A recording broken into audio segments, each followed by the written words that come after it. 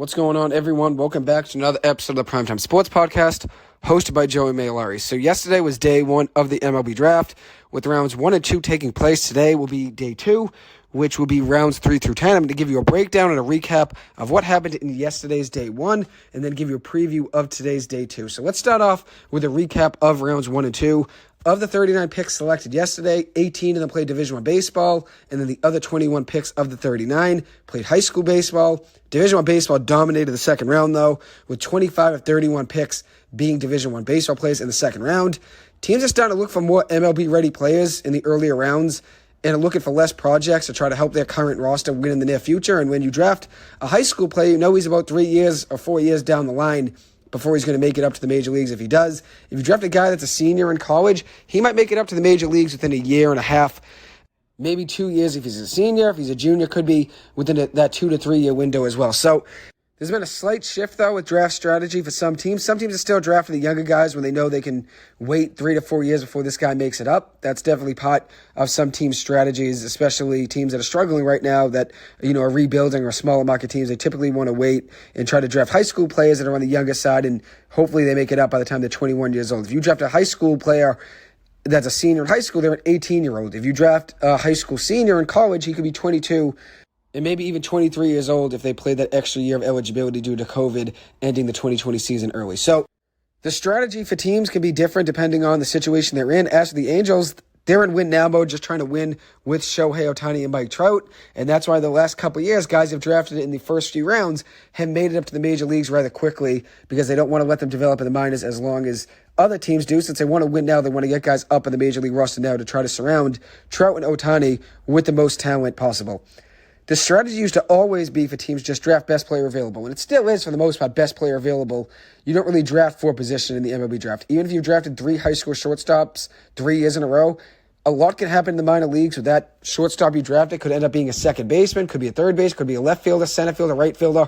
You move guys around a ton in the minor leagues just to fit them into your lineup, whether it's from single A to the major leagues. Guys get switched around a lot, from different positions, especially in today's day. So if you look at strategy, it's still drafting the best player available, but it's best player available with age sometimes taken into consideration, as I mentioned, with the Angels and some other teams. If you draft a high school player, they're 4 years down the line. But if you draft a guy that's a senior or junior in college, there's a slight shift now to drafting some of those guys since they can make it up a little bit earlier, obviously a year or two earlier than those high school seniors. Only 5 of the 32 picks in the first 32 picks of yesterday's draft were pitchers, with only one high school pitcher being selected in the first 32 picks, and that was Noba Meyer.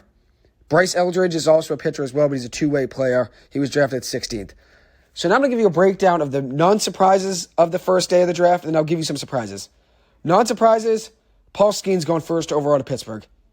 They get their ace of the future. That's not really a surprise with him going first overall. I had him going first in my mock, and then I had Cruz going second, and that's ultimately what happened at the end of the day.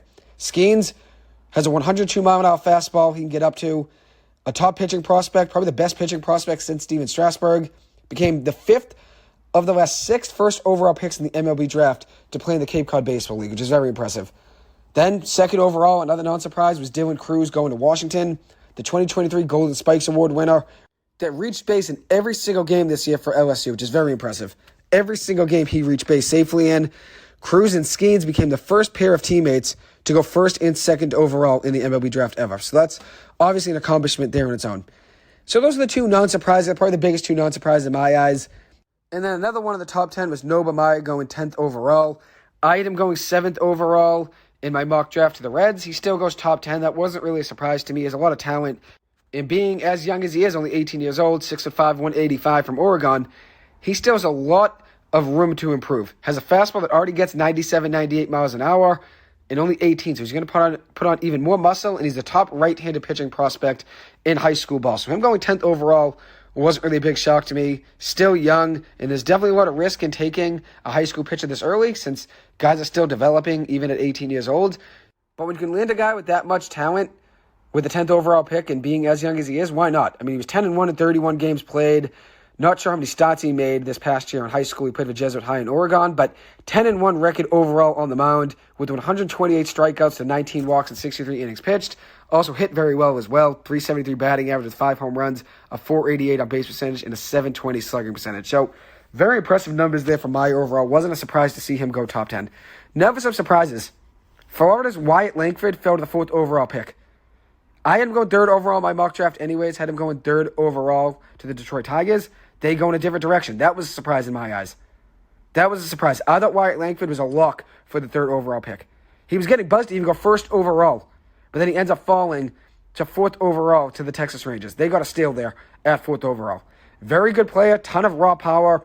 He hit 21 home runs this past year for Florida with a 373 batting average, 57 RBIs, a 784 slugging percentage, and also had 12 more walks and strikeouts on the year. 44 strikeouts to 56 walks. Hit 47 home runs over the last 2 years. That's a steal there with the 4th overall pick. He did get some buzz with the 1st overall selection, but I feel like in recent drafts between the NBA and NHL, I mean, it wasn't really a surprise with both of those guys being the 1st overall picks and Wembanyama and Bedard. Obviously, Wembanyama going to the Spurs and then Bedard going to the Blackhawks. Wasn't really surprised with those picks, but there was always buzz around both those drafts of who's going to go 2nd overall. 2nd overall in the NHL draft, it was favored to be Adam Fantilli out of Michigan. He ends up going 3rd overall in the draft, and he's supposed to go 2nd in most mock drafts.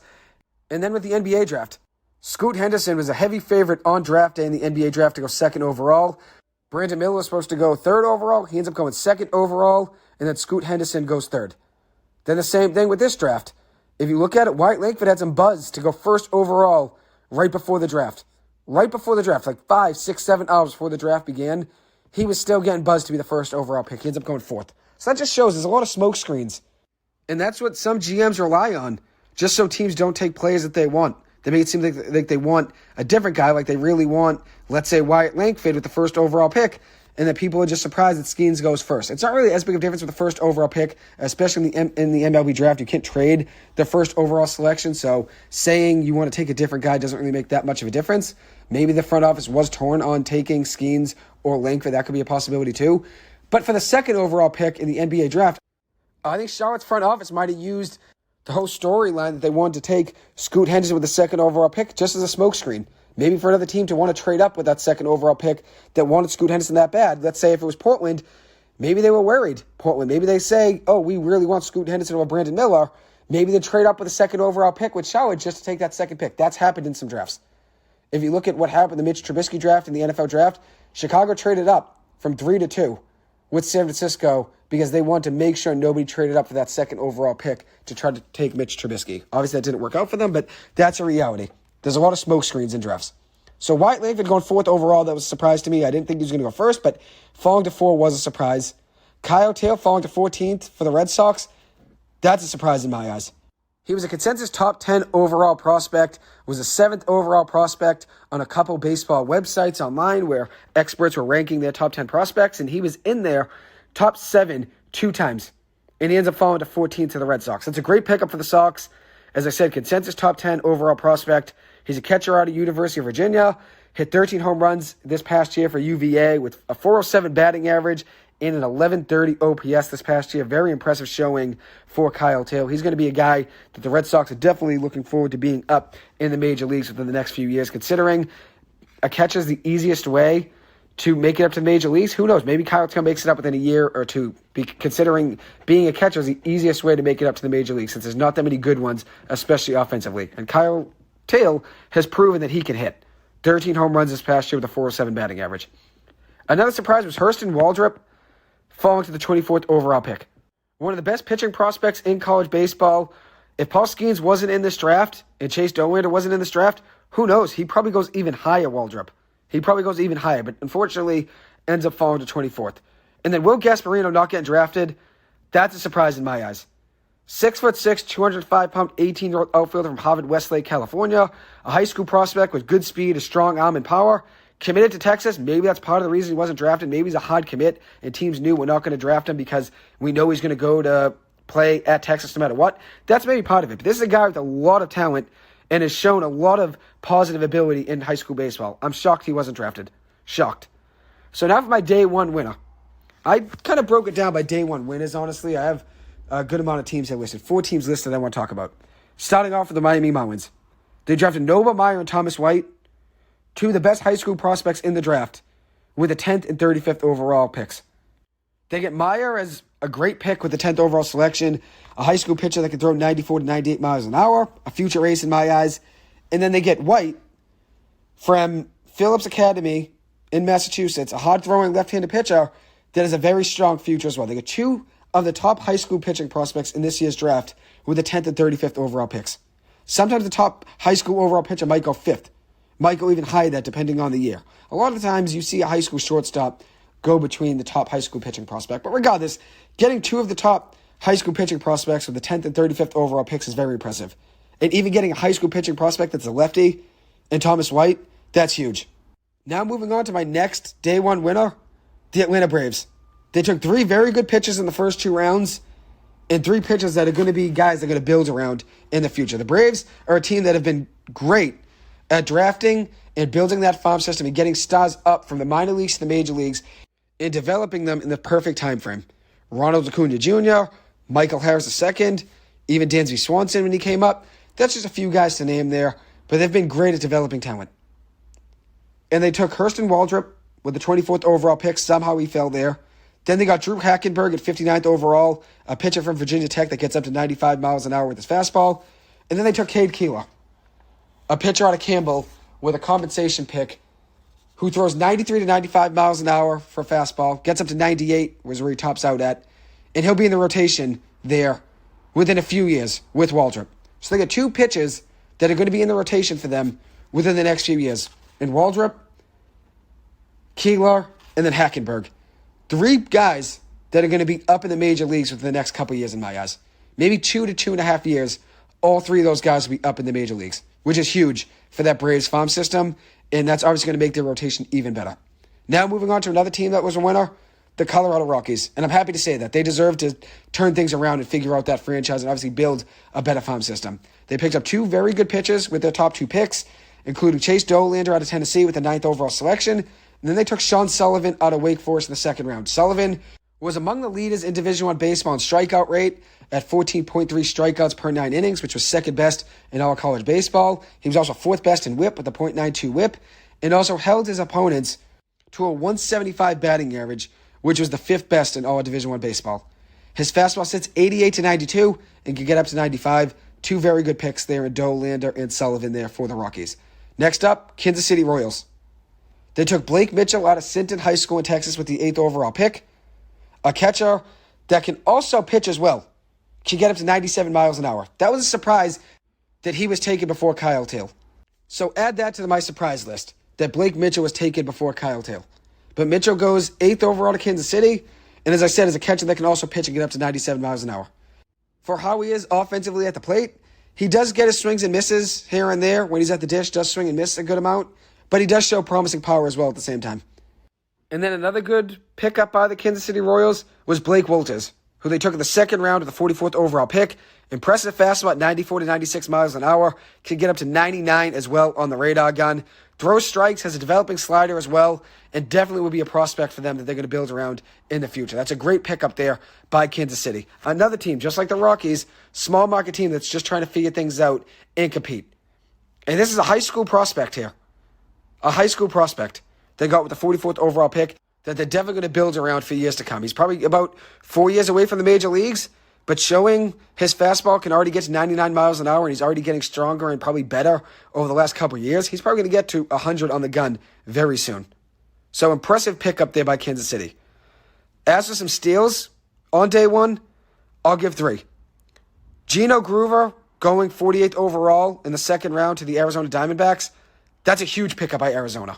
He's a future star at NC State, a guy that I saw play against BC, and he caught my eye with the electricity and the fire he brought to the game of baseball. He was electric on the diamond. Electric. And had a great year for NC State. A .332 batting average, plays third base, can also play first base as well. Played first base a couple years in college baseball, then played third. Maybe even could transition to a corner outfielder. But he hit .332 this past year for NC State with a .976 OPS, 13 home runs, and 50 runs batted in. He's a future star and one of my favorite picks in this year's draft. Next up, Jake Geloff, who went 60th overall to the Dodgers, was the 35th overall prospect in this year's draft. 23 home runs this past year with an 1137 OPS, a .710 slugging percentage, and 90 runs batted in for UVA. Very impressive pickup by the Dodgers. They somehow always find a way to pick up talent in the draft. A guy that should have probably gone in the first round, maybe late first, early second. They get him in the later part of the second round with the 60th overall pick.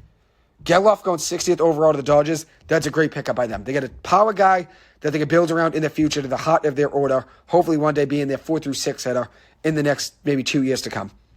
Next up, Walker Martin, a high school shortstop from Eaton, Colorado, going 52nd overall to the San Francisco Giants. He was a 30th overall prospect. I had him going in the first round in the earlier part. I believe I had him going in the first half of the first round of my mock draft. He ends up going 52nd overall.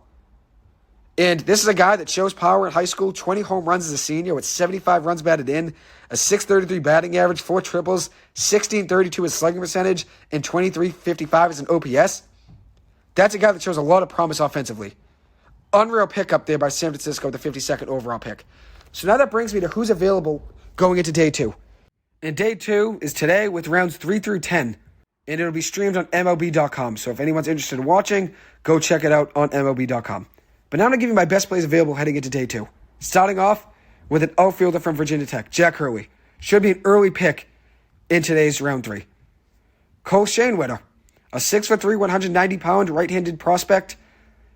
A pitcher from San Marcos High School, California. 92 to 94 mile-an-hour fastball, the 43rd ranked prospect. He should be drafted rather early today. A guy that I had going in my first round mock. Steven Echevarria, another guy going in my first round mock. A 6'1", 17-year-old right-handed pitcher from Milburn High School in New Jersey. Fastball stays around 93 to 94 miles an hour, can hit 98. Has a good two-seamer as well that can get up to 92. He should be drafted early in today's round 3. And that's if he's going to go and sign with the team. Maybe for Schoenwetter and Echevarria coming out of high school, maybe teams are worried about drafting those two guys because they think they're hard college commits, and no matter where they're drafted, they're going to go end up playing college baseball no matter where they're drafted if they don't go in the first round. So it might not be worth taking some of those guys if they're worried about them not signing. And that could be the same thing with Travis Sikora, a 6'6", 19-year-old right-handed pitching prospect from Round Rock High School in Texas. A 95 to 98 mile-an-hour fastball that can get up to 101 miles an hour. That could be the same situation there, where they're worried about Sikora signing, just like Echevarria and Schoenwetter. And here's another one, Cooper Pratt, the 45th ranked prospect from Magnolia Heights High School in Mississippi, is still available. Great arm, elite hit for contact as well. Posted a 10-0 record on the mound with a .14 ERA, surrendering just 18 hits and 8 walks in 49 innings pitched, with 66 strikeouts in those 49 innings. Also adding in a .469 batting average with 4 home runs, 50 runs batted in, and 38 stolen bases. He's a complete package as a prospect. That's what I'm wondering. Is he going to be just a pitcher at the next level, or is he going to try to hit as well? We'll see what happens, obviously, but he's a great prospect and is still available heading into day 2 here. Spencer Nivens, the 110th prospect, a 5'11", 185-pound outfielder from Missouri State. He's still available. He was the Missouri Valley Conference's top player, was the MVP of that conference this year, and he hit .341 with 14 home runs and 45 runs batted in. He's still available. Travis Honeyman, an outfielder from BC, could have been a top 2-round pick out of BC, but with injuries this past year as a junior, it ended his season early and probably hurt his draft stock. Pretty good player, though, all around.